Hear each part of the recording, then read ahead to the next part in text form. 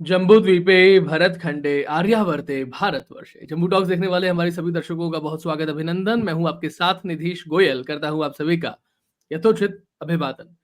Season 3, जी हाँ, season 1 पुनश्च जम्बूद्वीप, आखिर कब मिटेंगी गोरों की खींची लाइनें, 5 दिन 25 सत्र।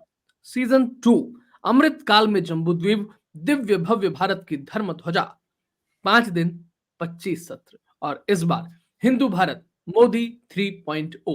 कई लोग कह रहे हैं कि आपने जम्बूद्वीप से ये हिंदू भारत और मोदी की बात क्यों की। उसके बहुत सारे कारण हैं कि कितने पिछले 2 कार्यकाल में जो नरेंद्र मोदी हमारे देश के प्रधानमंत्री हैं, किस कदर भारत का डेवलपमेंट हिंदू भारत की तर्ज पे हुआ है। हम हमेशा सुनते हैं कि भारत हिंदू राष्ट्र था, है और हमेशा रहेगा। इसका घोषित होने की कोई बात ही नहीं है। लेकिन जिस वातावरण में हम रह रहे हैं, उस वातावरण में हमें हिंदू भारत कितना नजर आता है, कितना दिखाई देता है, और हमें क्यों दिखाई नहीं देना चाहिए और क्यों दिखाई देना चाहिए, अपेक्षा क्या है। ऐसे बहुत सारे प्रश्न हमारे अंदर उमड़ते घुमड़ते, जिसका उत्तर होना चाहिए। और मोदी 3.0 पिछले 3 बार जो राज्यों के चुनाव हुए, राजस्थान, मध्य प्रदेश और छत्तीसगढ़ में, जिस तरीके से भारतीय जनता पार्टी का जो सरकार वहां पर आई है, हमें ये लगभग लग गया है कि नरेंद्र मोदी का तीसरा कार्यकाल भी ये सुनिश्चित है। लेकिन उस कार्यकाल में हिंदू भारत की धर्म ध्वजा के लिए क्या क्या काम होने चाहिए, उन सब का प्रकटीकरण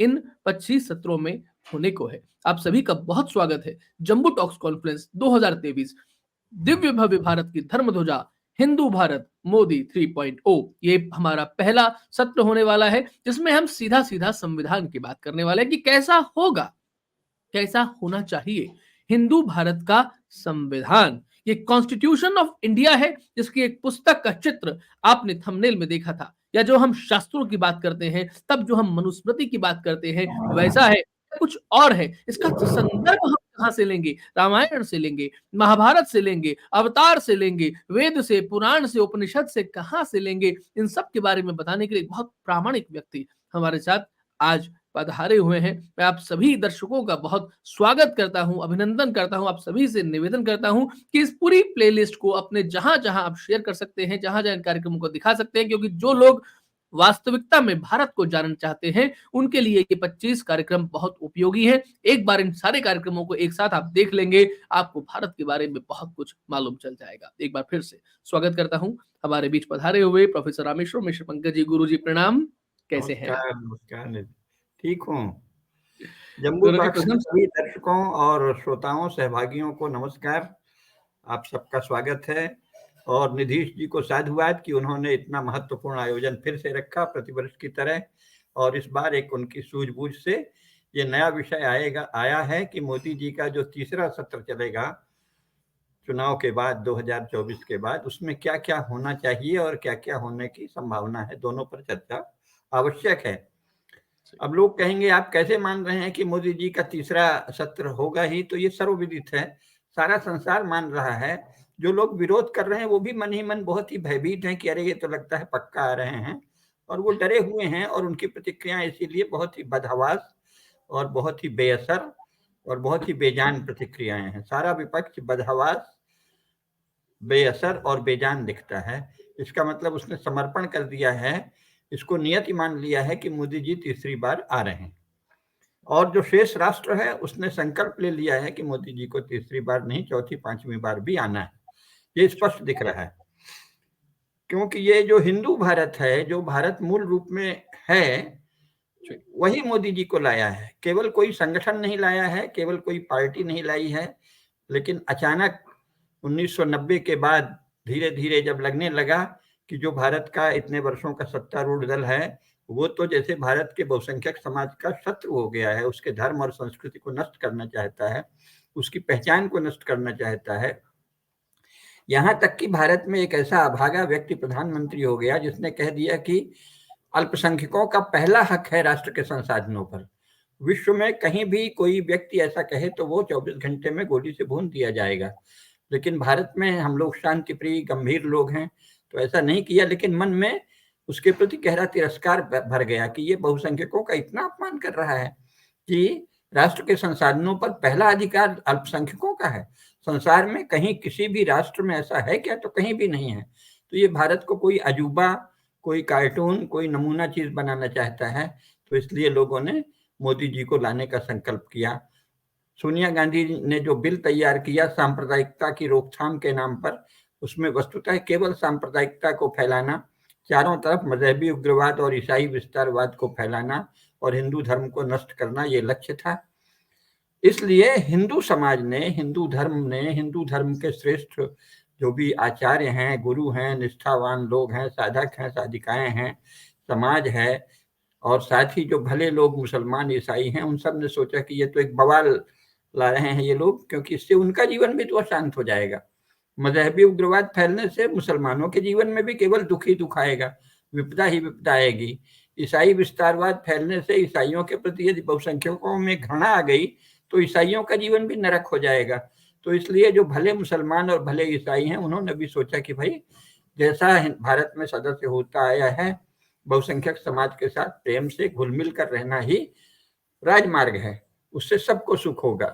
बहुजन सुखाय बहुजन हिताय ही नहीं, सर्वजन हिताय सर्वजन सुखाय, हमको अपना राज्य चलाना है।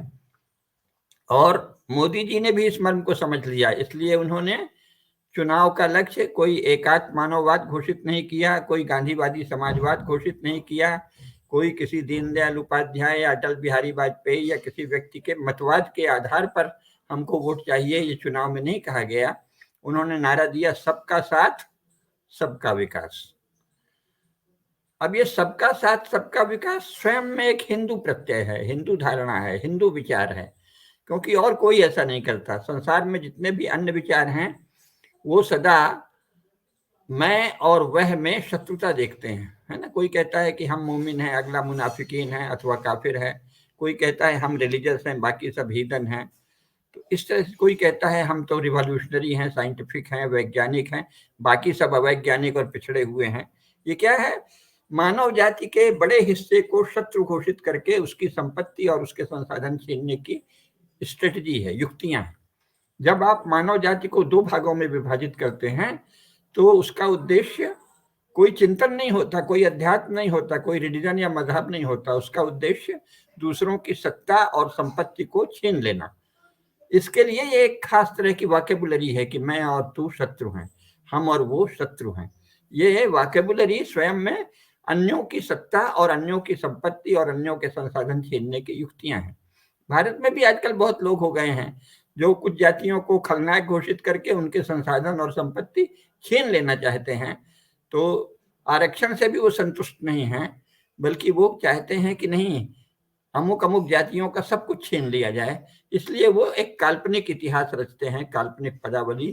सारी पदावली जब मैं और वह या मैं और तू के बीच शत्रुता का प्रचार करते हुए, शत्रुता को रेखांकित करते हुए खड़ी की जाती है, तो उसका उद्देश्य अन्यों की सत्ता और संपत्ति छीनना होता है। हिंदू भारत ने ये कभी नहीं किया।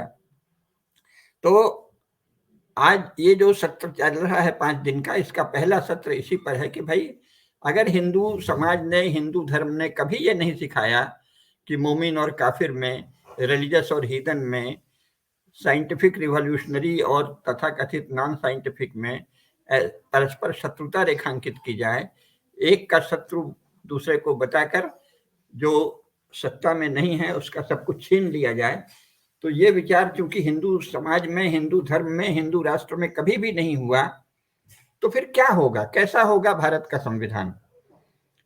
कैसा होगा भारत का संविधान? और जैसा होगा वैसा किस प्रकार से होगा?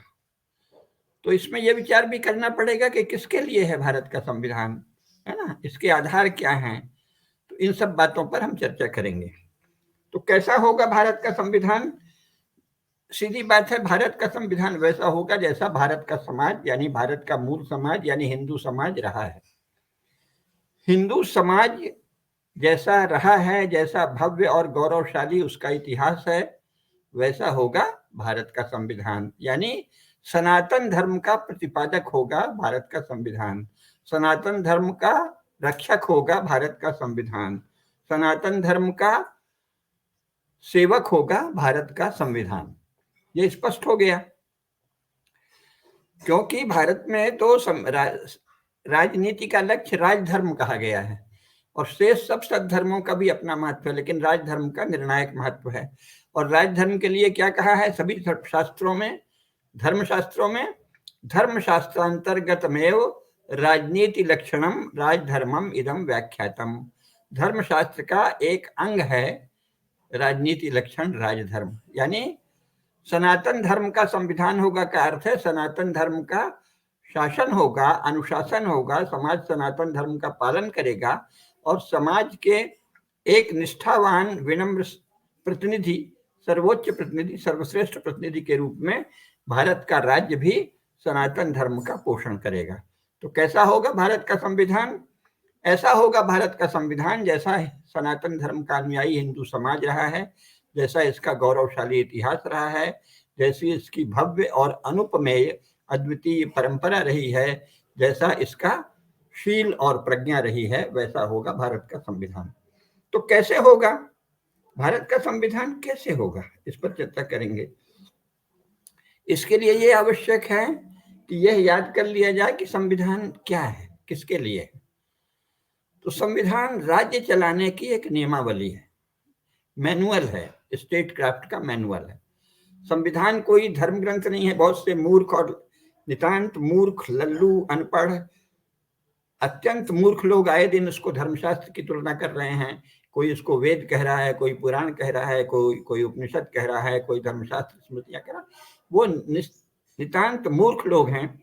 उनको सनातन धर्म का कौखा नहीं पता, उनको कुछ भी नहीं पता। सनातन धर्म में इतनी निरर्थक, इसमें मूर्खतापूर्ण, ऐसी विचित्र सी बात कभी कही नहीं गई है कि राज्य चलाने की नियमावली जो है वो वेद है या उपनिषद है, क्योंकि वो तो जीवन का एक छोटा सा अंग है और वेद तो संपूर्ण ज्ञान है, उपनिषद तो आत्मा और परमात्मा से संबंधित ज्ञान है।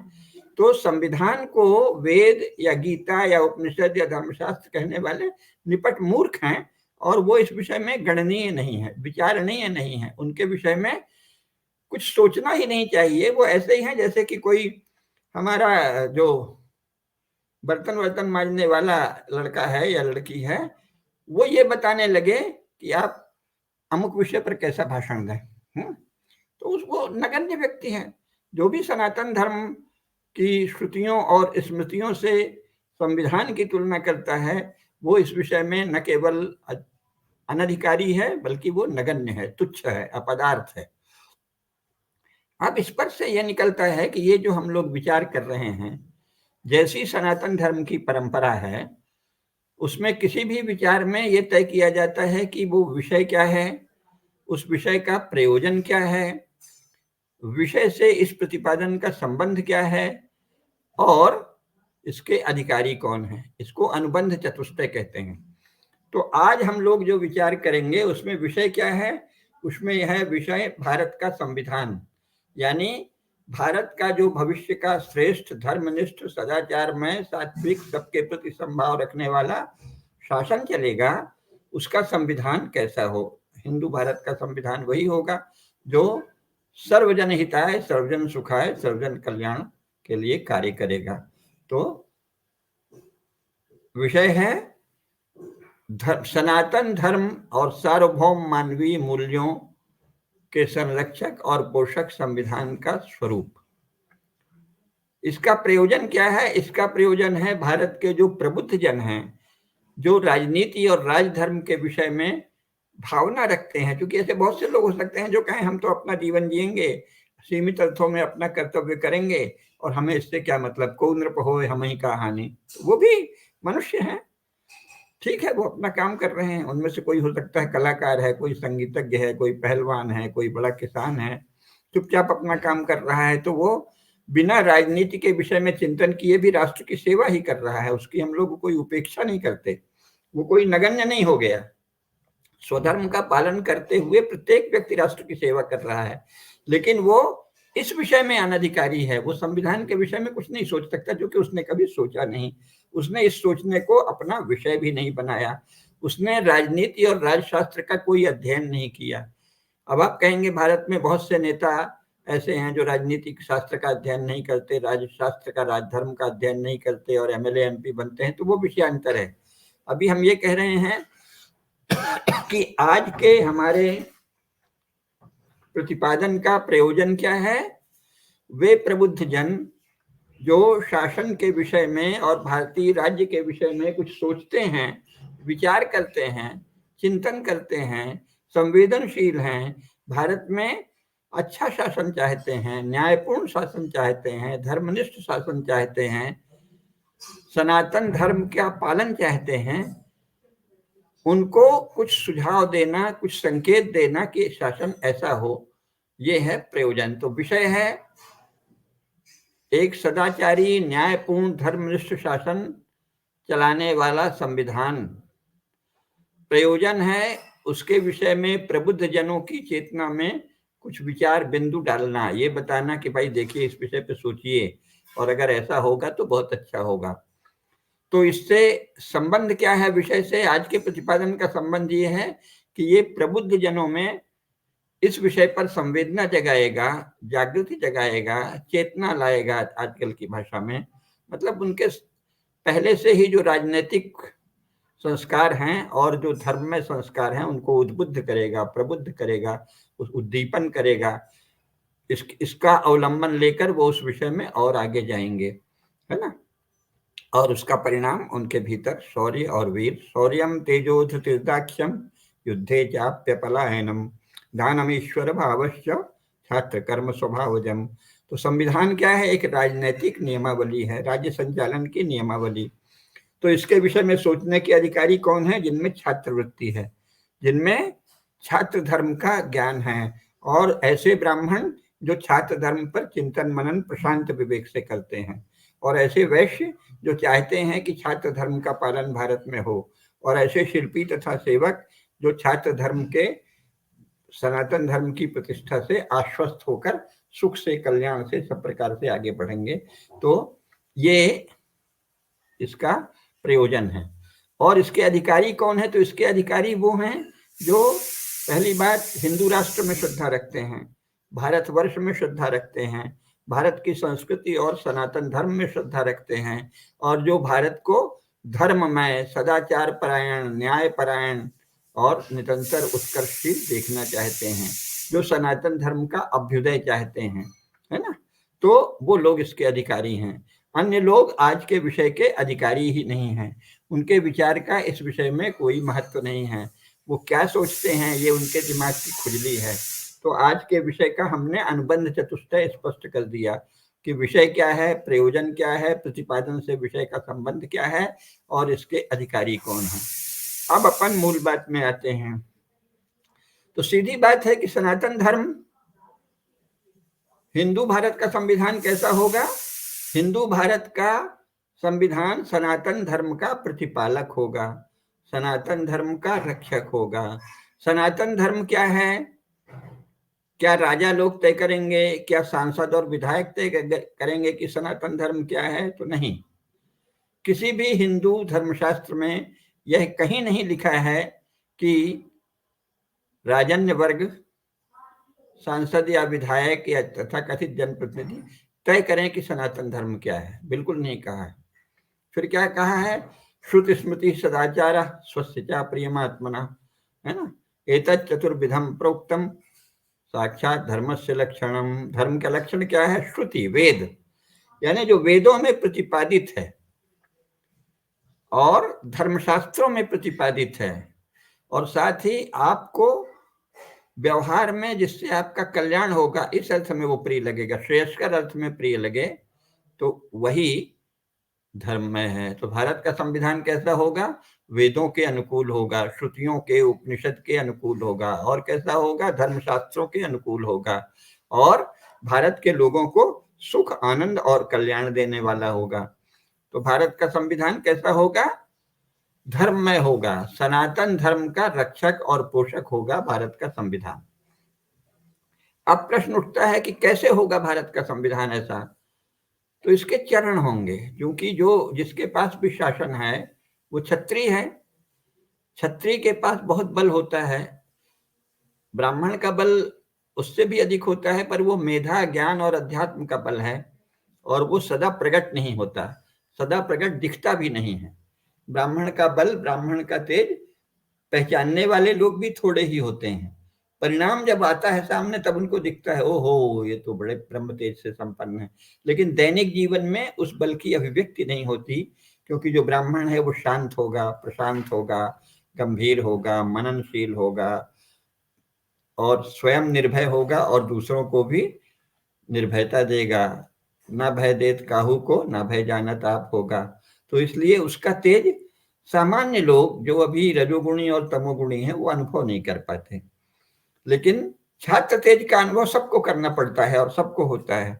तो इसलिए छात्र तेज दिखना चाहिए राज्य में। और राज्य छात्र तेज के क्या गुण बताए हैं? शौर्यम, यानी जो श्रेष्ठ राज्य के लिए शौर्य कर रहा हो, पराक्रम कर रहा हो, पुरुषार्थ कर रहा हो, अनुचित कानून, अनुचित प्रावधान, अनुचित राज्य व्यवस्था, अनुचित संरक्षण, आरक्षण आदि जो भी हो उनका जो विरोध करे, शौर्यम। और वह विरोध तेजस्विता के साथ करे, तेजो।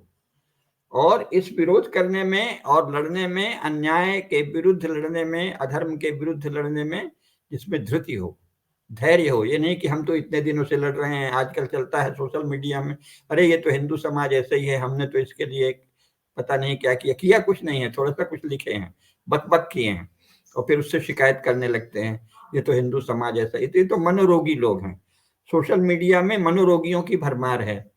तो उनकी हम बात नहीं कर रहे हैं, वो इस विषय में अनधिकारी हैं, क्योंकि वो तो 3-4 दिन या 3-4 महीने या 3-4 साल या 3-4 दशक कुछ लिख लिए, बकबक कर लिए, इसके बाद उनको शिकायत हो जाती है कि अरे इस पर चला क्यों नहीं। भाई तुम 130 करोड़ हिंदू हैं भारत में, उसमें तुम कौन हो? एक व्यक्ति हो, और तुमने कुछ कह दिया तो अन्य लोग भी कुछ कह रहे हैं। अब इसमें इतना धृति खोने की बात नहीं है कि अभी तक क्यों नहीं हुआ। धैर्य रखिए, कर्मफल के नियम पर अटल विश्वास करिए, समय आने पर आपके पुरुषार्थ के अनुसार फल मिलेगा, पराक्रम का परिणाम मिलेगा। तो धृति, शौर्यम, तेजो, धृति और दाक्ष्यम, आजकल तो स्मार्टनेस कहने लगे हैं, दक्षता, कुशलता होनी चाहिए, है ना। और युद्ध में अपलायन, आप अनीति से लड़ रहे हैं तो कुछ दिनों में भाग न जाएं, बल्कि अब पानी देना बच्चे, अपलायन, भागे नहीं। जो नहीं भागता, देखिए जनसंघ बनी, फिर भाजपा बनी, वो भागे नहीं, लगे रहे तो आज वो शासन में है। युद्धे चापि अपलायनम, ये छात्र धर्म, जो छात्र धर्म में है, वो जो छात्र धर्म नहीं है, जिसका कुछ और है, तो वो रणछोड़दास भी बन सकता है, अथवा छात्र नीति के अंतर्गत भी रणछोड़दास बन सकते हैं, वो अलग बात है। लेकिन रणछोड़दास तो स्वयं भगवान श्री कृष्ण थे, पर वो लड़ना छोड़ा नहीं उन्होंने, वो एक रणनीतिक पीछे हटना था, वो अलग बात है। अन्यथा युद्धे चापि अपलायनम। और दानम, आप जो भी कार्य करते हैं उसके लिए देना पड़ता है, दान देना पड़ता है। दान वो विद्या दान हो सकता है, समय दान हो सकता है, किसी को ज्ञान देना समाज के प्रति, और साथ ही अपनी शक्ति भर न्याय का प्रसार करने के लिए जो किसी चीज की अपेक्षा करते हैं, जिनको जरूरत है, उनको मदद भी, आर्थिक वित्तीय सहायता भी देनी चाहिए। वैसे तो दान शास्त्रों में उसका बड़ा विस्तार से प्रतिपादन है, वो अभी आज का विषय नहीं है, लेकिन कुछ ना कुछ देना पड़ता है। अपने पुरुषार्थ की फल प्राप्ति के लिए दान भी आवश्यक होता है। और फिर ईश्वर भावश्य, सदा ये समझे कि मैं ईश्वर का अंश हूँ, परम पिता परमात्मा जो कण कण में व्याप्त हैं, उनका ही अंश मुझ में है, इसलिए मुझे तो ये कार्य करना ही है। ईश्वर की प्रेरणा से, ईश्वर की कृपा से, ईश्वर के आशीर्वाद से इस कार्य में मैं सफल ही होऊंगा। तो भारत का संविधान कैसे होगा? उन लोगों के द्वारा होगा जिनमें छात्र वृत्ति है, छात्र तेज है, और ब्रह्म वृत्ति है, ब्रह्म तेज है।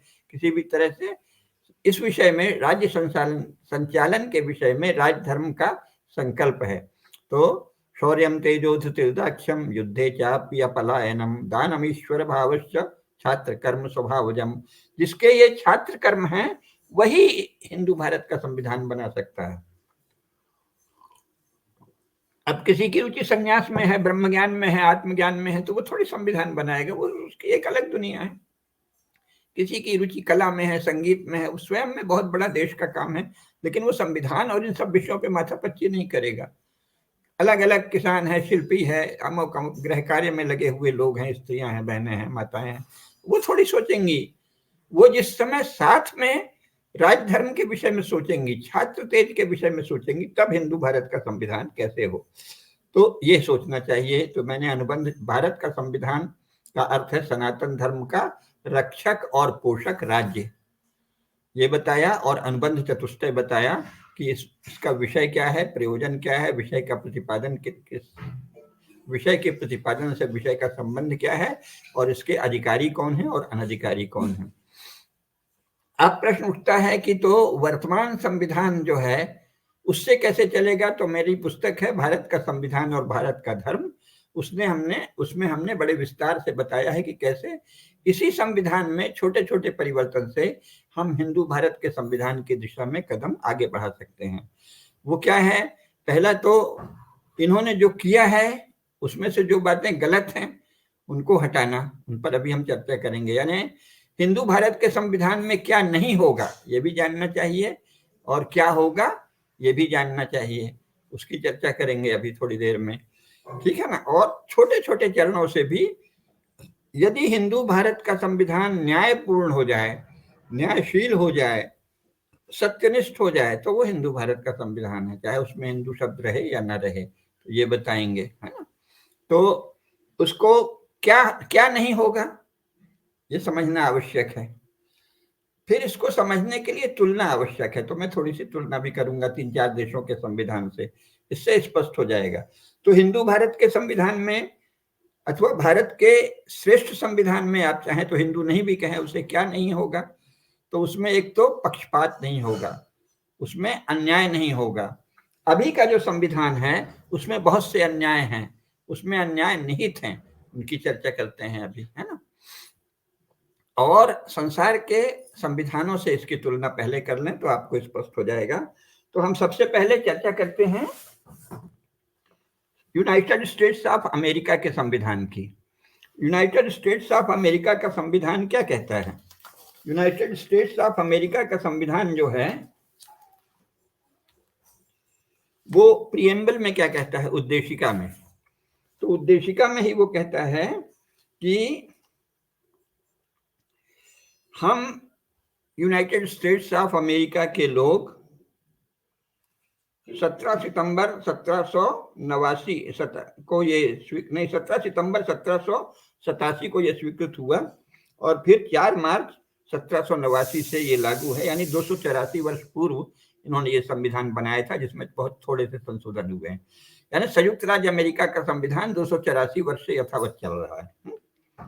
तो प्रिएम्बल में क्या कहता है, हम यूनाइटेड स्टेट्स ऑफ अमेरिका के लोग in order to form a more perfect union, यानी वो ये अनुभव करते हैं कि अभी हम एक परफेक्ट यूनियन नहीं है, एक एकीकृत राष्ट्र नहीं है, तो एक एकीकृत यूनियन, एक एकीकृत संघीय राज्य बनाने के लिए, है ना, in order to form a perfect union और establish justice, insure domestic tranquillity, घरेलू स्तर पर ट्रैंक्विलिटी, शांति, विश्रांति, विश्राम, कलह नहीं हो, युद्ध नहीं हो, आपस में मारकाट नहीं हो, इसको बनाए रखने के लिए, और सुरक्षा, राष्ट्रीय कल्याण और स्वयं की तथा अपनी भावी पीढ़ियों की लिबर्टी का आशीर्वाद सबको मिलता रहे। लिबर्टी उनके लिए एक देवी भी है और एक स्वतंत्रता की अवधारणा भी है, तो उसका आशीर्वाद हमको मिलता रहे और भावी पीढ़ी को मिलता रहे, इसके लिए हम ये यूएस अमेरिका का संविधान बना रहे हैं।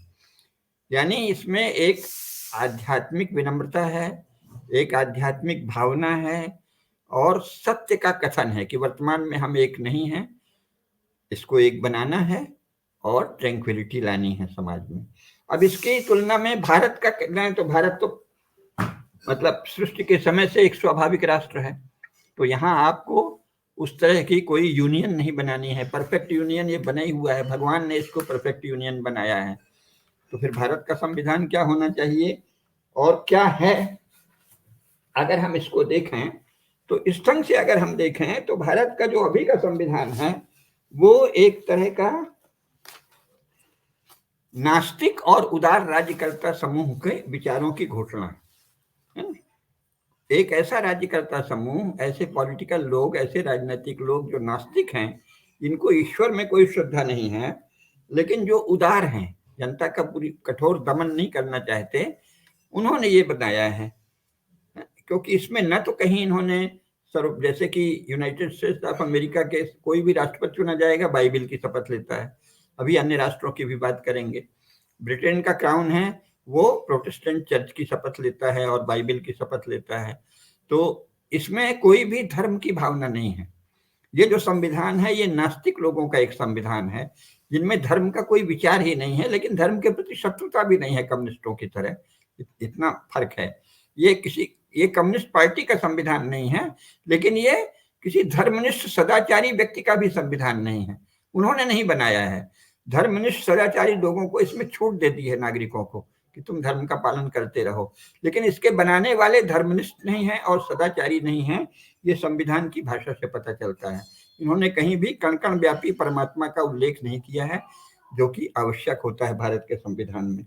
तो इन्होंने क्या कहा है, हम भारत के लोग, प्रारंभ में मूल में क्या कहा था, हम भारत के लोग भारत को एक संप्रभु लोकतांत्रिक गणराज्य बनाने के लिए, बस, यानी केवल इसके पॉलिटिकल शेप के विषय में चर्चा की है। इसकी जो करोड़ों साल से या लाखों साल से या हजारों साल से विद्यमान और अंतर्निहित एकता है, जो धर्म की प्रज्ञा है, अध्यात्म की प्रज्ञा है, सनातन चेतना है, उसकी कोई चर्चा नहीं की। इसका मतलब कि ये भारत के विषय में जानबूझकर लापरवाह हैं, चुप हैं। भारत की महानता, भारत का गौरव, भारत की विराटता, भारत की प्राचीनता, भारत के इतिहास की सुदीर्घ काल से चली आ रही निरंतरता का कहीं कोई संज्ञान इन्होंने नहीं लिया है संविधान बनाते समय। अकेले में क्या किया है वो उनका मेधा जाने, उनकी बुद्धि जाने।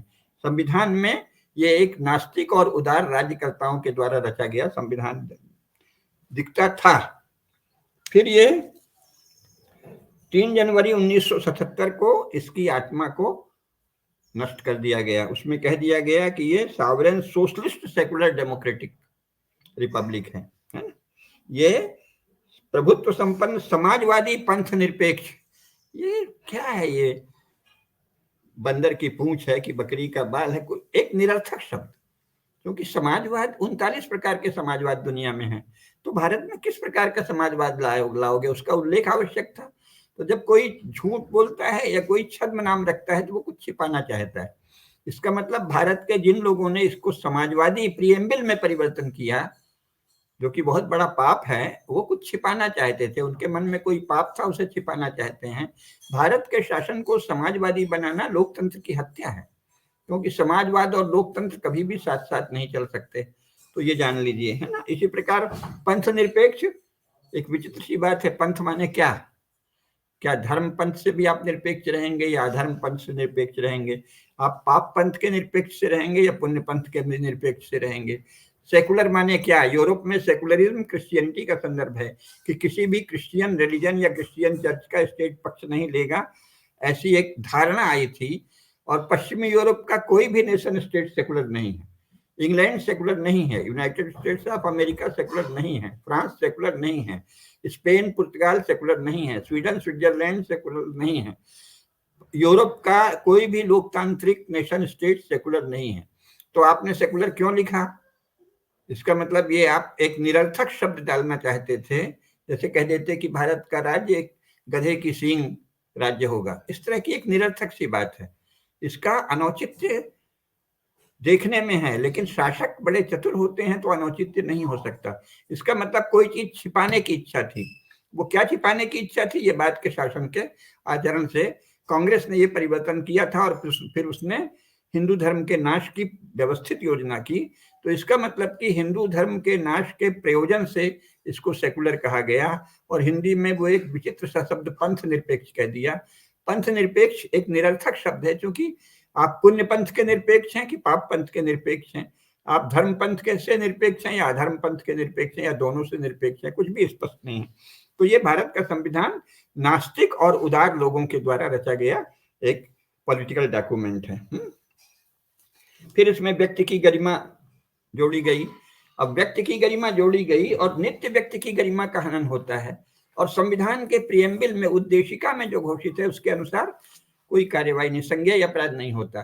आए दिन अपने को कहीं पक्का मुसलमान कहने वाले, कहीं कोई पक्का अपने को ईसाई कहने वाले, कहीं कोई पक्का अपने को कम्युनिस्ट सोशलिस्ट कहने वाले, कहीं कोई पक्का अपने को दलित कहने वाले लोग अन्य व्यक्तियों की, जो सनातन धर्म का अवलंबन करने वाले व्यक्ति हैं, जो ब्राह्मण हैं, जो क्षत्रिय हैं, जो वैश्य हैं, सनातन धर्म के प्रति श्रद्धा है जिनकी, उन सब व्यक्तियों की गरिमा पर कुठाराघात करते हैं, उसको पददलित करने की घोषणा करते हैं, उसको कुचलने की। तो उद्देशिका में ही व्यक्ति की गरिमा को जोड़ा गया, व्यक्ति की गरिमा और राष्ट्र की एकता और अखंडता। पहले केवल राष्ट्र की एकता था, अखंडता भी जोड़ दिया और खंड खंड करने का प्रबंध भी कर दिया। संशोधन क्या है? 42वां संशोधन 3 जनवरी 1977 को राष्ट्र की एकता और अखंडता सुनिश्चित करने के लिए और व्यक्ति की गरिमा सुनिश्चित करने के लिए। और क्या कर रहे हैं? जवाहरलाल नेहरू विश्वविद्यालय में, जो इनके अनुसार इनका एक इलीट यूनिवर्सिटी है, उसमें उसके सबसे अधिक वोकल लोग, सबसे अधिक वाचाल लोग, सबसे अधिक बातूनी लोग, सबसे अधिक बकबक करने वाले लोग क्या नारे लगाते हैं? भारत तेरे टुकड़े होंगे इंशाअल्लाह इंशाअल्लाह। ये तो संविधान की तुम अपने संशोधन की हत्या कर रहे हो। राष्ट्र की एकता और अखंडता को सार्वजनिक रूप से छिन्न भिन्न कर रहे हैं और अंतरराष्ट्रीय मीडिया से, अंतरराष्ट्रीय संचार माध्यमों से इसका प्रसार हो रहा है। भारत तेरे टुकड़े होंगे इंशाअल्लाह इंशाअल्लाह। तो उद्देशिका का नाश कर दिया तुमने। तत्काल उनको गोलियों से भून देना चाहिए। आखिर चीन में तो क्या हुआ था, थियानमन चौक में, उससे वो तो बेचारे विद्यार्थी अपनी मांग कर रहे थे। यहाँ तो ये देश को नष्ट करने की घोषणा कर रहे हैं। देश को नष्ट करने की घोषणा हिंदू शास्त्रों के अनुसार, धर्मशास्त्र के अनुसार आतताई है। और आतताईनम आयांतम हन्यादेव अविचारयन, आतताई को देखते ही वध कर देना चाहिए। तो जवाहरलाल नेहरू विश्वविद्यालय में छात्र बने हुए उन धर्मद्रोहियों, देशद्रोहियों और भारतवर्ष के मनुष्यों के द्रोहियों का वध क्यों नहीं किया शासन ने? इसका मतलब राष्ट्र की उद्देशिका में कोई श्रद्धा नहीं है। तो हिंदू भारत का संविधान कैसा होगा कि उसको राष्ट्र के प्रति श्रद्धा होगी। अभी मोदी शासन ने भारतीय न्याय संहिता में अच्छा किया है कि देशद्रोह का प्रावधान किया है। अगर इसको संज्ञेय अपराध घोषित कर दें और इसको व्यवहार पक्ष में लाएं तो वो उस दिशा में एक कदम होगा। दूसरा, कांग्रेस ने क्या किया? इसी संविधान में अनुच्छेद, जो अल्पसंख्यकों से संबंधित अनुच्छेद है, उसका दुरुपयोग किया। उसको पहले मूल में था धर्म की स्वतंत्रता का जो अधिकार है, right to freedom of religion. एक तो धर्म शब्द अनुवाद गलत है, रिलीजन का धर्म नहीं होता, पर अभी उतनी बारीक बातों में नहीं जानते। अंतःकरण की और धर्म के अबाध रूप से मानने, आचरण और प्रचार करने की स्वतंत्रता। ठीक है, बहुत सुंदर। तो ये तो सनातन धर्म के अवलंबियों को भी होना चाहिए। धार्मिक कार्यों के प्रबंध की स्वतंत्रता होनी चाहिए। लेकिन फिर अनुच्छेद 29 में अल्पसंख्यक वर्गों के हितों का संरक्षण, उसमें कहा तो यह गया कि संस्कृति और शिक्षा संबंधी अधिकार सुरक्षित कर रहे हैं, लेकिन सरकारी खजाने से ऐसी शिक्षा का प्रबंध किया गया जो भारत में या तो मजहब को लादने का दिन रात योजना करे, रणनीति बनाए, सघन कार्य करे, या क्रिश्चियनिटी को लाने का, ईसावाद को लाने का, या मजहबी उग्रवाद को लाने का, आतंकवाद को लाने का। ये तो महापाप है और ये तो इस मूल भावना भी नहीं है संविधान की। तो भारत का जो अगला संविधान होगा उसमें ये नहीं होगा। अल्पसंख्यकों को संरक्षण के नाम पर बहुसंख्यकों के धर्म का खुला विरोध नहीं होगा, बल्कि उसे भी संरक्षण दिया जाएगा। इसीलिए मैंने कहा था कि अगर केवल भाग 4 में, संविधान के भाग 4 में अनुच्छेद 38 में एक छोटा सा संशोधन कर दिया जाए कि राज्य लोक कल्याण की अभिवृद्धि के लिए जो सामाजिक व्यवस्था बनाएगा, जो मूल है state to secure a social order for the promotion of welfare of the people, उसमें जो इन्होंने कहा है कि ये सामाजिक, आर्थिक और राजनीतिक न्याय सुनिश्चित करेगा, उसमें आध्यात्मिक न्याय भी एक जोड़ देना चाहिए, या धार्मिक न्याय, कि भारत का राज्य भारत के नागरिकों के धार्मिक न्याय को भी सुनिश्चित करेगा। अभी भारत का राज्य हिंदू धर्म के साथ अन्याय करता है और इसको एंश्योर करता है, सुनिश्चित करता है कि हिंदू धर्म के साथ अन्याय हो, हिंदू धर्म को गालियां पड़ें, हिंदू धर्म की उपेक्षा हो, शासन के द्वारा वित्त पोषित संस्थानों में हिंदू धर्म की शिक्षा नहीं दी जाए और इस्लाम और ईसाइयत की शिक्षा सरकारी खजाने से प्राप्त धन के द्वारा की जाए। तो ये क्या है? धार्मिक अन्याय। तो अगर संविधान में पहली चरण में इतना भी परिवर्तन कर दें कि धार्मिक न्याय सुनिश्चित करेगा भारत का राज्य, अथवा भारत का राज्य भारत के बहुसंख्यकों के धर्म को भी वैसा ही संरक्षण देगा जैसा वह अल्पसंख्यकों के मजहब या रिलीजन को देता है, एक छोटा सा संशोधन ला दें तो ये हिंदू भारत के संविधान की दिशा में एक बहुत महत्वपूर्ण कदम होगा। अभी मैंने यूनाइटेड स्टेट्स ऑफ अमेरिका का बताया। इसी प्रकार जो यूके का संविधान है, यूनाइटेड किंगडम जैसे वो कहते हैं, जो कि एक कृत्रिम नेशन स्टेट है, इंग्लैंड और अन्य को मिलाकर बनाया गया है, उसमें भी क्या है? एक तो वो अलिखित संविधान है, लेकिन उसके चैप्टर 1 पार्ट 3 में ह्यूमन डिग्निटी की बात कही गई है ना, और कहा है कि राज्य जो है शुड एक्ट टुवर्ड्स वन, मतलब all human beings are born free and equal in dignity, ठीक है ना, and should act towards one another in a spirit of brotherhood। सभी मनुष्यों को आपस में ब्रदरहुड की स्पिरिट से व्यवहार करना चाहिए। यहाँ तो नहीं है, यहाँ तो अपने आप को माइनॉरिटी का सदस्य बताने वाले मनुष्य जो कि करोड़ों की संख्या में हैं, उनमें कोई ब्रदरहुड की स्पिरिट नहीं है, केवल आपस में है, और हिंदुओं के प्रति ब्रदरहुड की स्पिरिट नहीं है। तो आपने ये इंग्लैंड के संविधान में जो है ऐसी कोई चीज घोषणा करनी चाहिए, ब्रदरहुड की स्पिरिट व्यवहार का अनिवार्य अंग होना चाहिए, है ना। तो ये सब बातें जब हम लाएंगे, और मुख्य बात यह है कि इसमें निष्ठा बहुत है। इंग्लैंड के संविधान में सच्चाई है कि जो वहां के बहुसंख्यक लोग हैं, जो प्रोटेस्टेंट चर्च को मानने वाले हैं, इंग्लैंड का क्राउन उसका लीगल और ऑफिशियल पैट्रन है, और जो मिनिस्टर हैं वो क्या है? वो सेक्रेटरी कहलाते हैं। सारे मिनिस्टर की सेक्रेटरी ऑफ द स्टेट राज्य के सचिव हैं। मंत्री कौन है? राज्य का सचिव है। यहाँ ऐसा कुछ स्पष्ट परिभाषित नहीं है, उसको भ्रम में रख दिया गया है। वो एग्जीक्यूटिव के अपने डिपार्टमेंट का हेड है ऑफिशियली, तो वो तो वही हो गया, लेकिन उसको नेचर उसका क्या है? तो इंग्लैंड के संविधान में उसकी प्रकृति, उसका स्वरूप परिभाषित है कि वो secretary of UK state, secretary of British state है। ब्रिटिश राज्य के सचिव हैं सारे मंत्री, और अफसर जो हैं वो उनके सेवक हैं, ये बनाना चाहिए। यहाँ तो सेक्रेटरी कह दिया अफसरों को, और मंत्री जो है वो हेड है। हेड किसकी ओर से है? इंग्लैंड का मंत्री मिनिस्टर जो है वो स्टेट का सेक्रेटरी है, प्रोटेस्टेंट चर्च के संरक्षक स्टेट का, यानी उसका कर्तव्य है प्रोटेस्टेंट चर्च को उसकी मान्यताओं, परंपराओं और आस्थाओं को सुदृढ़ करे। तो भारत में चूचू का मुरब्बा बना दिया। तो इंग्लैंड से भी प्रेरणा नहीं ली। इसके साथ ही अफगानिस्तान पर आप आइए, तो जो क्या नहीं होगा ये बता रहे हैं कि जो नहीं है और क्या होगा। आप अमेरिका से ले सकते हैं, इंग्लैंड से ले सकते हैं।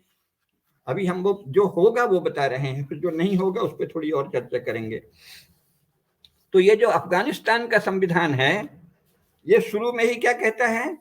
ये कहता है कि हम अल्लाह पर ईमान लाते हुए और इस्लाम के पवित्र मजहब पर आस्था के साथ अफगानिस्तान में शासन लाएंगे और आगे दुनिया में भी फैलाने की कोशिश करेंगे, है ना। और घोषणा करता है कि हमारे साथ, हमारे मजहब के साथ अन्याय हुआ है। अब जो अन्याय हुआ है वो बताएंगे। बहुत अन्याय हुआ है, उसको दूर करने के लिए हमारे लोगों ने जिहाद किया है और शहीद हुए हैं, और हम उनके साथ न्याय करेंगे। तो भारत का संविधान को घोषित करना चाहिए कि हिंदू धर्म के साथ कम से कम 1000 वर्षों से जो अन्याय हुआ है, और इसमें जो हिंदू धर्म योद्धाओं ने बलिदान दिया है, उनकी भावना के अनुरूप हम राज्य का निर्माण करेंगे। ये हिंदू भारत के संविधान को तुम अफगानिस्तान से ही प्रेरणा ले लो भाई। वो तो कहता है कि with firm faith in Allah and relying on his lawful mercy and believing in the sacred religion of Islam, यानी Quran, realizing the injustice and shortcoming of the past and the numerous troubles imposed in our country। लीजिए, हमारे देश पर बहुत से कष्ट लादे गए और हमारे जिहादियों ने बहुत सी शहादत दी, उन सबको दूर करेंगे, ये अफगानिस्तान का संविधान घोषित करता है। भारत के संविधान को प्रारंभ में एक तो ये घोषित करना चाहिए कि कण कण में व्याप्त परम सत्ता के प्रति हम श्रद्धावान हैं। हर मनुष्य के भीतर ईश्वर का अस्तित्व है, इसलिए हम उसकी रक्षा करेंगे, उस मनुष्य के भीतर जो पाप का भाव आ जाए, उसकी जो इंद्रियों और मन में पाप आ जाए, लोभ आ जाए, काम आ जाए, क्रोध आए, उसको नहीं करेंगे, बल्कि उसके भीतर जो चिदंश है, जो पवित्र जीवन की लालसा है, उसकी रक्षा करेंगे। ये भी नहीं कहा, और ये भी नहीं कहा कि हिंदू धर्म के साथ हजारों साल से जो अन्याय हुआ है, हिंदू धर्म के ऊपर जो आक्रमण हुए हैं, आक्षेप हुए हैं और हो रहे हैं, इनको दूर करने के लिए हम काम करेंगे। तो अफगानिस्तान जैसे छोटे राष्ट्र ने जो किया है, वो भी भारत के संविधान में नहीं किया है। फिर इसी प्रकार बांग्लादेश का संविधान है। बांग्लादेश का संविधान प्रारंभ में ही घोषणा करता है बिस्मिल्लाहुर्रहमानुर रहीम, बिस्मिल्लाहुर्रहमानुर रहीम, यानी बिस्मिल्लाह करता है अल्लाह से, अल्लाह के नाम से बिस्मिल्लाह करके वो कहता है कि हम बांग्लादेश के लोग अल्लाह और उनकी दी हुई पवित्र किताब और उनके आखिरी रसूल के आदेशों के अनुसार चलेंगे। ये तो खुलेआम कह रहे हैं। और पाकिस्तान जो है, पाकिस्तान का भी क्या करता है, पाकिस्तान भी पाकिस्तान का संविधान भारत के संविधान के साथ ही साथ बना है, बांग्लादेश का भारत के बाद बना है, अफगानिस्तान का भी लगभग साथ साथ बना है। वो क्या कहता है, अल्लाह पर और उनकी पाक किताब पर हमें पूरी आस्था है, ईमान है, और ये सारा संसार कुरान शरीफ के लिए, कुरान शरीफ के जरिए, कुरान शरीफ के निर्देशों के अनुसार शासन करने के लिए अल्लाह ने बनाया है, हम कोशिश करेंगे। यानी पाकिस्तान का संविधान घोषित करता है कि हम सारे संसार में इस्लाम को लाएंगे, और वो इस्लाम वैसा होगा जैसा कुरान शरीफ में लिखा है। तो अब एक प्रकार से वो संपूर्ण विश्व के विरुद्ध युद्ध की घोषणा करता है। तो हिंदू भारत का संविधान तो संपूर्ण विश्व से प्रेम की घोषणा कर सकता है ना। तो हिंदू भारत के संविधान को कहना चाहिए कि हम संपूर्ण मानवता को एक मानते हैं, और मानव धर्म ही सर्वोपरि है, और मानव धर्म आज तक एक ही शास्त्र में प्रतिपादित है, जिसे मानव धर्म शास्त्र कहते हैं, जिसका संक्षिप्त नाम या व्यवहार में नाम मनुस्मृति है। तो हम मनुस्मृति के अनुसार या मानव धर्म के अनुसार या मानव धर्म शास्त्र के अनुसार ही शासन चलाएंगे। अथवा आधुनिक यूरोपीय शब्दावली बोलना है तो ये कह सकते हैं कि हम जो सार्वभौम मानवीय मूल्य हैं, यूनिवर्सल ह्यूमन वैल्यूज हैं, उनका पालन भारत के प्रत्येक नागरिक के लिए अनिवार्य होगा। जो उनका पालन नहीं करेगा, उसकी नागरिकता नहीं होगी, उसको केवल आजीविका का अधिकार होगा। तो भारत का संविधान ऐसे करेगा। तो फिर वो क्या होगा, वो मनुष्य, सभी मनुष्यों के लिए शाश्वत सार्वभौम मूल्य, जिन्हें सनातन धर्म कहते हैं, सत्य, अहिंसा, अस्तेय और व्यय की मर्यादा, जीवन में संयम, चोरी नहीं करना, दूसरे का द्रव्य नहीं लेना, इसको अनिवार्य बना देगा। अभी तो इन्होंने क्या किया, मूल संविधान में संपत्ति का मौलिक अधिकार था, उसे भी समाप्त कर दिया। राज्य जब चाहे किसी की भी संपत्ति छीन ले, उसको कहीं लैंड सीलिंग एक्ट, कहीं प्रॉपर्टी सीलिंग एक्ट सब बना दिया। भाई आप कौन होते हैं? तो ये सब हिंदू भारत का संविधान भारत के नागरिकों को संपत्ति का मौलिक अधिकार देगा, और सनातन धर्म की कसौटी लगाएगा, अर्थात संपूर्ण मनुष्यों से प्रेम करेगा, सभी मनुष्यों के लिए समान रूप से सार्वभौम मानवीय मूल्य, सत्य, अहिंसा, अचौर्य, संयम, ये अनिवार्य कर देगा। और जो सत्य, अहिंसा, अचौर्य, संयम आदि नियमों का पालन करेंगे, और बंधुभाव, भ्रातृभाव, प्रेम, मैत्री का पालन करेंगे, किसी भी विशेषकर बहुसंख्यकों के धर्म की निंदा नहीं करेंगे, तब क्या होगा, तभी वो भारत के नागरिक बन सकेंगे। भारत में रहने वाला कोई भी व्यक्ति भारत के बहुसंख्यकों की निंदा करने का अधिकारी नहीं है, सनातन धर्म की निंदा का अधिकारी नहीं है।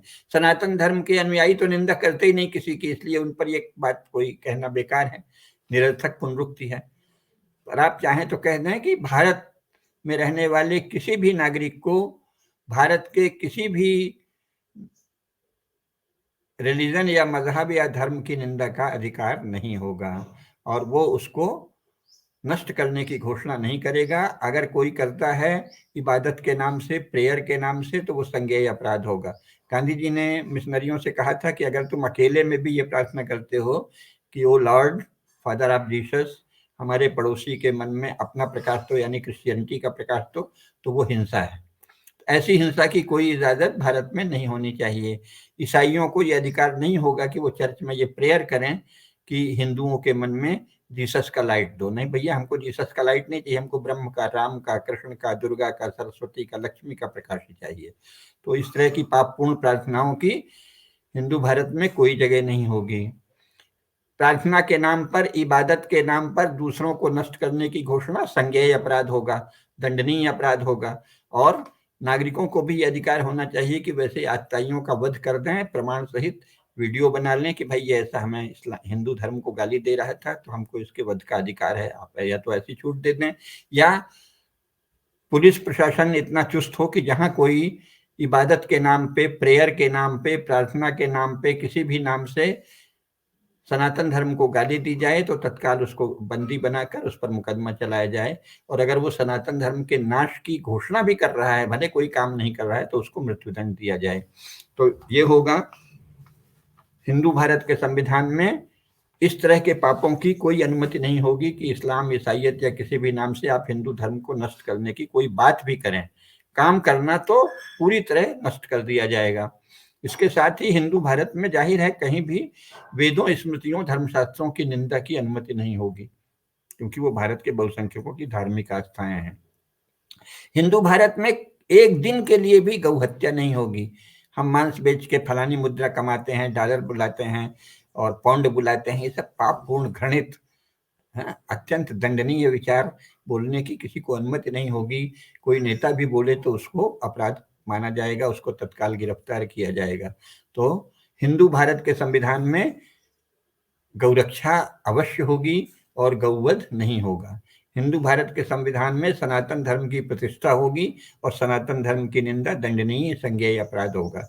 हिंदू भारत के संविधान में उन सब चीजों को अपराध माना जाएगा जो कि अभी तथाकथित मजहबी आजादी या वैचारिक आजादी के नाम से चल रहे हैं। आप अपनी आजादी अपने घर में रखिए, आप भारत के बहुसंख्यकों की और सनातन धर्म की निंदा नहीं कर सकते।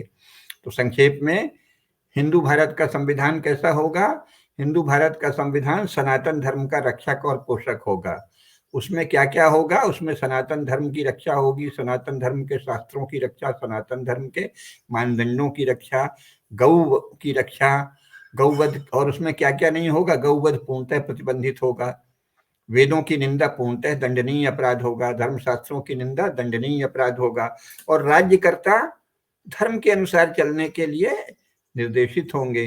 राज्यकर्ता अपने मन से कोई कानून नहीं बना सकते, वो धर्म सम्मत कानून ही बना सकते हैं जो धर्मशास्त्रों में प्रतिपादित है, क्योंकि वो स्वयं सृष्टि के प्रारंभ में ब्रह्मा के द्वारा प्रवर्तित है सनातन धर्म। इसलिए धर्मशास्त्रों के अनुरूप ही कोई कानून बन सकता है। धर्मशास्त्र विरोधी कानून बनाने वाला राजा पापी है और वो मृत्युदंड का अधिकारी है, ऐसा हमारे सभी धर्मशास्त्रों का प्रावधान है।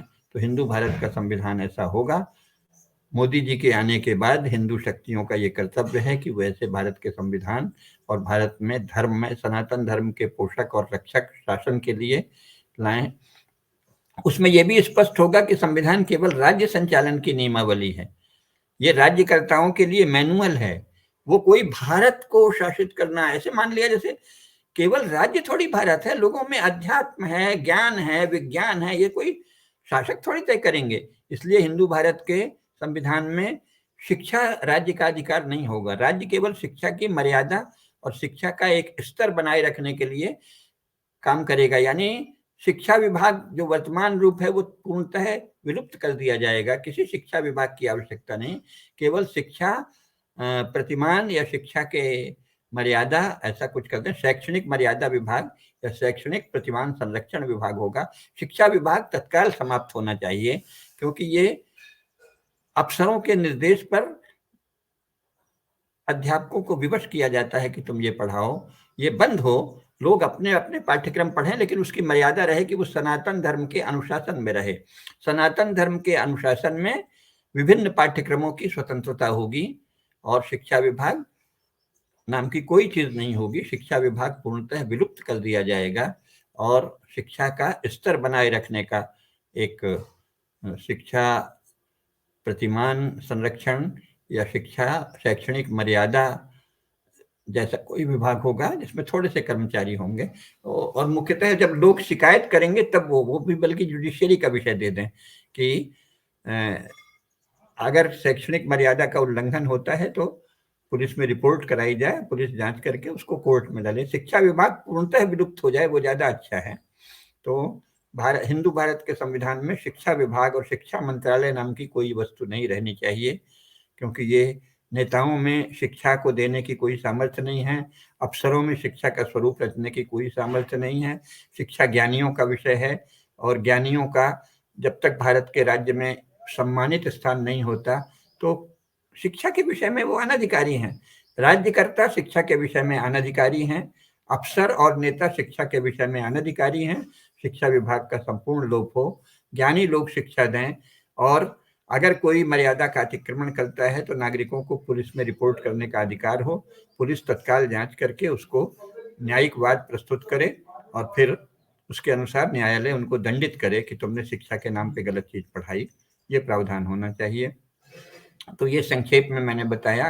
मंदिरों पर शासन का कोई भी अधिकार नहीं होना चाहिए। मंदिर से क्या मतलब है आपको? ना आप पूजा करते, ना पाठ करते, और शासन के स्तर पर या तो मंदिरों को, शासन को घोषित करो कि वो दिन रात मंदिरों के लिए ही काम करेगा और धर्म का पालन करेगा, और कितने सारे सनातन धर्म के संप्रदायों की पूजा पाठ रोज होगा, तो वो तो बहुत विस्तार हो जाएगा।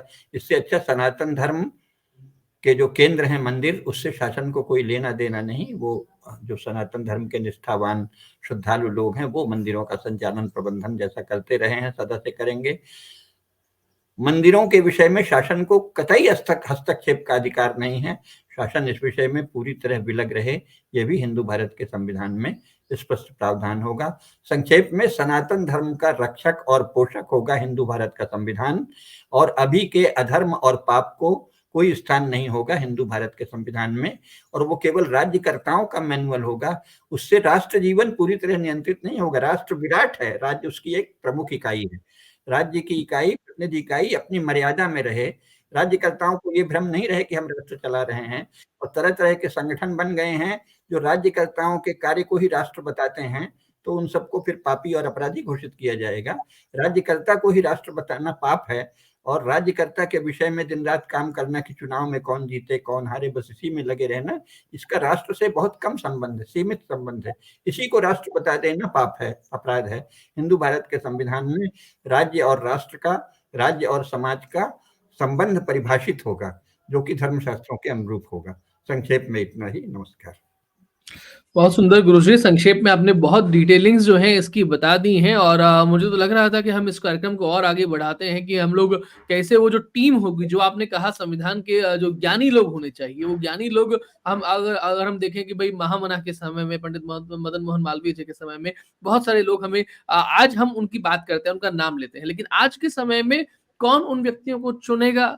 वो व्यक्ति कौन कौन होंगे? क्या उनके कुछ नाम, एक नाम तो मेरे सामने है जो मेरे साथ में बैठे हैं अभी, कि मैं तो सोचता हूँ कि आप जो है उस संविधान को बनाने के लिए अग्रसर की भूमिका का निर्वहन करें, और ये जो है वर्तमान सरकारों का दायित्व है कि ऐसे लोगों को वो उस सम्मान के साथ में वहां लेकर के जाएं। लेकिन यदि ऐसे कुछ लोग आपको ध्यान में आते हैं कि ये व्यक्ति होने चाहिए, तो शायद लोगों के मन में ये भाव उनके प्रति जगेगा कि इनका नाम हमें आगे इस चीज के लिए पर्टिकुलरली बढ़ाना है। कुछ ओपिनियन मेकर्स के पास में, कुछ डिसीजन मेकर्स के पास में शायद उनका नाम जाए, यदि आप उनका ऐसा कुछ उनके बारे में कहना चाहें। नहीं, उसको फिर अगली किसी उसमें थोड़ा ठीक से व्यवस्थित रूप से कहना चाहिए ना, केवल नामोल्लेख से भ्रम हो सकता है। अगली बार उस पर जी, चर्चा करेंगे। चलिए आज के कार्यक्रम में इतना ही, और अब ये तो अभी 58 मिनट। आपके समय की मर्यादा थी, इसलिए मैंने समेट दिया है, नहीं तो ये तो विषय कम से कम 1 घंटा और लेने लायक है। जी, बिल्कुल ठीक बात है। हम ये इस पूरी की पूरी इस बात को जो है वो आगे बढ़ाएँगे, और लगातार एक श्रृंखला के तरीके से इस चीज़ को आगे बढ़ाएँगे। आपका सभी का बहुत-बहुत धन्यवाद। आज जम्मू टॉक्स कॉन्फ्रेंस हिंदू भारत मोदी 3.2 का ये प्रथम सत्र आपके लिए आयोजित किया गया। लगातार ये सत्र आपके लिए आयोजित किए जा रहे हैं। आप सभी से निवेदन है, इस ज्ञान यज्ञ में अपना तन, मन, धन से योगदान अवश्य प्रदान करें, हमें सहयोग प्रदान करें, हमें सशक्त करें, जिससे कि ऐसे आयोजनों को हम और भव्य बना सकें। चैनल को सब्सक्राइब करें, वीडियो को लाइक और शेयर करेंगे, और अपने कमेंट्स, अपनी टिप्पणियों के माध्यम से हमें सूचित करेंगे, तो ये हम सबके लिए बहुत अच्छा होगा। अभी के लिए इतना ही। जय श्री राम, वंदे मातरम। प्रणाम गुरु जी। जय हो, जय श्री राम।